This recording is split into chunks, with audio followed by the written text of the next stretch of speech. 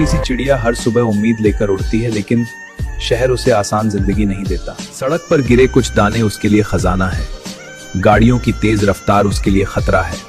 वो बिल्डिंग की छोटी दरार में तिनका तिनका जोड़कर अपना छोटा सा संसार बनाती है। धूल, शोर और अकेलापन, फिर भी वो चिड़िया गाना नहीं छोड़ती, क्योंकि उसे पता है जब तक पंख है उम्मीद भी है।